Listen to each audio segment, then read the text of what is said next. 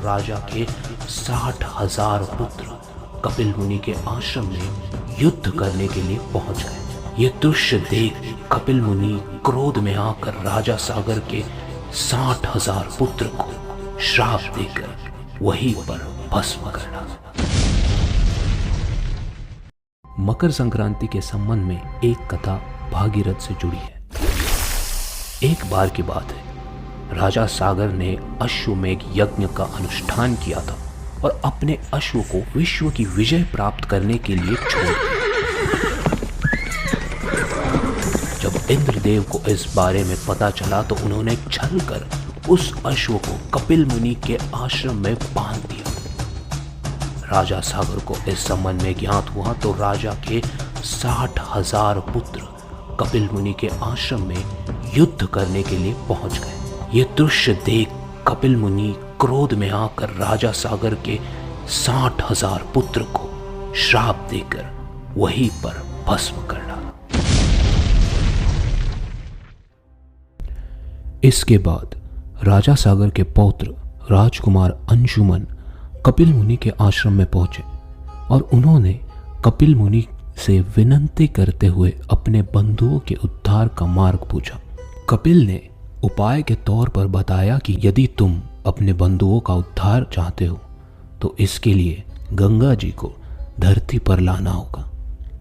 कपिल मुनि के मुख से उपायों को सुन राजा ने उसी समय यह प्रण लिया कि उनके वंश का कोई भी राजा तब तक चैन से सांस नहीं लेगा जब तक गंगा जी धरती पर नहीं आ जाती। गंगा जी को धरती पर लाने के लिए अपने प्रयासों को सफल करने के उद्देश्य से राजा अंशुमन ने कठोर तपस्या की और उसी में जान भी दे दी।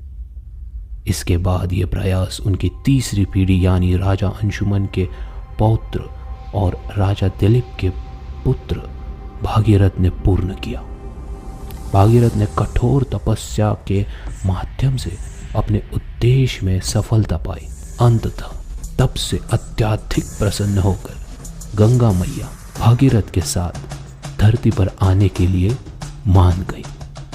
इसके पश्चात भागीरथ ने भगवान शिव की कठोर तपस्या कर उन्हें प्रसन्न किया, जिससे गंगा के वेग को भगवान शिव ने अपनी जटाओं में समा लिया और धीरे धीरे उन्हें धरती पर प्रवाहित किया। इसके बाद भागीरथ गंगा जी को मार्ग दिखाते हुए कपिल मुनि के आश्रम तक पहुँचे और वहाँ अपने पूर्वजों की राख का उद्धार किया।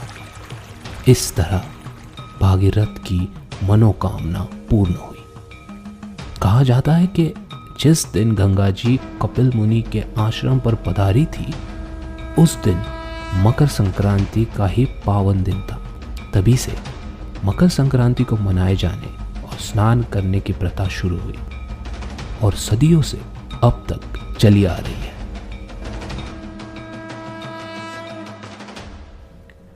मकर संक्रांति किसानों के लिए बहुत अधिक महत्वपूर्ण होती है। इस दिन सभी किसान अपनी फसल काटते हैं। मकर संक्रांति भारत का सिर्फ एक ऐसा त्योहार है जो हर साल 14 या 15 जनवरी को ही मनाया जाता है। ये वो दिन होता है जब सूर्य उत्तर की ओर बढ़ता है। हिंदुओं के लिए सूर्य एक रोशनी, ताकत और ज्ञान का प्रतीक होता है। मकर संक्रांति त्योहार सभी को अंधेरे से रोशनी की तरफ बढ़ने की प्रेरणा देता है, एक नए तरीके से काम शुरू करने का प्रतीक है। मकर संक्रांति के दिन सूर्योदय से सूर्यास्त तक पर्यावरण अधिक चैतन्य रहता है, यानी पर्यावरण में दिव्य जागरूकता होती है। इसलिए जो लोग आध्यात्मिक अभ्यास कर रहे हैं वो इस चैतन्य का लाभ उठा सकते हैं। मकर संक्रांति में मकर शब्द मकर राशि को इंगित करता है, जबकि संक्रांति का अर्थ संक्रमण अर्थात प्रवेश करना है। मकर संक्रांति के दिन सूर्य धनु राशि से मकर राशि में प्रवेश करता है। एक राशि को छोड़कर दूसरी राशि में प्रवेश करने की इस विस्थापन क्रिया को संक्रांति कहते हैं। Hey guys, I hope you enjoyed this story. If you like this story, if you like the show, please make sure you follow us on Spotify and the platforms you are listening to. Make sure you place a review and ratings so that we are motivated with 100x. Thank you so much. Stay tuned, stay safe.